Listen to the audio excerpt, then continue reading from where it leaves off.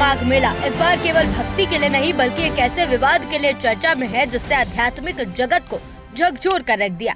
ज्योतिषपीठ के शंकराचार्य स्वामी अविमुक्तेश्वरानंद सरस्वती पर यौन शोषण के बेहद गंभीर और सनसनीखेज आरोप लगे हैं। श्री कृष्ण जन्मभूमि मुक्ति निर्माण ट्रस्ट के अध्यक्ष आशुतोष ब्रह्मचारी ने दावा किया कि शंकराचार्य के आश्रम में रहने वाले नाबालिग बच्चों का कुकर्म के जरिए शोषण किया गया होगा। और अविमुक्तेश्वरानंद जिन्होंने एक छोटे बच्चों के साथ, जब हमें पता चला कि ये बहुत संत हैं, जब बच्चों ने हमें सारी घटना बताई तो हमें भी बहुत घिनौना अपने अंदर महसूस हुआ कि क्या सनातन धर्म में इस तरह के लोग हैं जो बच्चों के साथ कुकर्म करते हैं। और कुकर्म नहीं, इतना गंदा काम करते हैं कि मुंह से भी उनके साथ गंदा काम किया है और जहाँ से किया जाता है वहाँ से किया जाता है।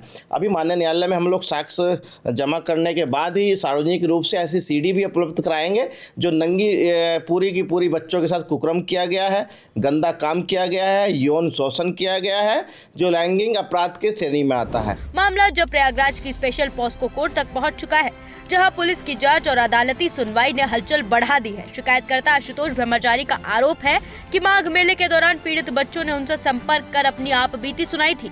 आरोपों के मुताबिक शंकराचार्य के शिष्य ही बच्चों पर गुरु सेवा और आशीर्वाद पाने के नाम पर शारीरिक संबंध बनाने का दबाव डालते हैं। माननीय न्यायालय संतुष्ट नहीं हुए। उन्होंने स्पष्ट रूप से पुलिस कमिश्नर से पूछा है और जांच बिठा दी है। 9 बिंदुओं पर जांच बिठाई है। कितना बड़ा अपराध होने के बाद भी आपने मुकदमा पंजीकृत क्यों नहीं किया है।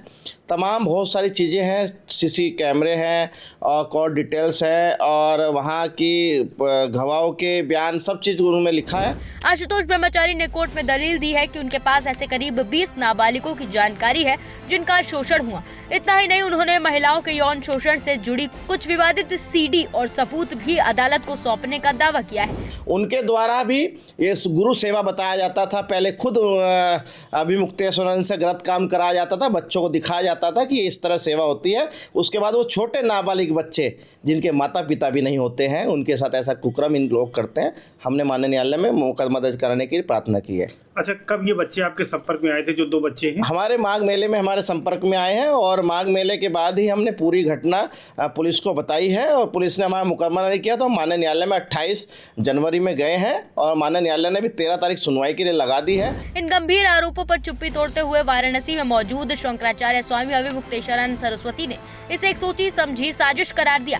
उन्होंने सीधे तौर पर कहा कि गौ माता को राष्ट्र माता घोषित करने और गौ हत्या के खिलाफ उनके अभियान को रोकने के लिए उन्हें जानबूझकर निशाना बनाया जा रहा है। शंकराचार्य ने आरोपों को सभ्य समाज की कल्पना से परे बताते हुए कहा कि सब उनके बढ़ते प्रभाव और शास्त्रीय बहसों के कारण रचा गया एक कूचक है, जिसका सच जांच में जल्द सामने आएगा। क्या जनता ये समझती नहीं है? जनता सब समझ रही है, सब देख रही है कि तुम क्या कर रहे हो। जो चाहो करो, लेकिन अब तो गाय माता के बारे में सनातनी जनता कड़ी हो रही है और आपको गौ माता को प्रतिष्ठा देनी होगी और गौ हत्या और गौ मांस का व्यापार आपको बंद करना होगा। यही हमारा कहना है और हम आपके इस तरह के किसी भी प्रयास से बिल्कुल भयभीत नहीं हैं। हम आगे बढ़ते चले जाएंगे और दृढ़ता के साथ। इस मामले में कानूनी पेच अब और गहराता जा रहा है। प्रयागराज पुलिस द्वारा दाखिल की गई शुरुआती रिपोर्ट में असंतुष्ट होकर कोर्ट ने मामले की अगली सुनवाई की तारीख दी है।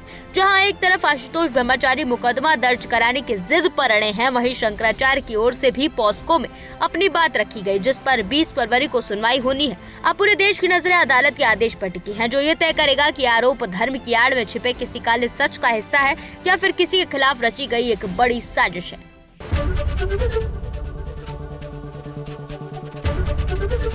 एबीपी गंगा, खबर आपकी, जुबान आपकी।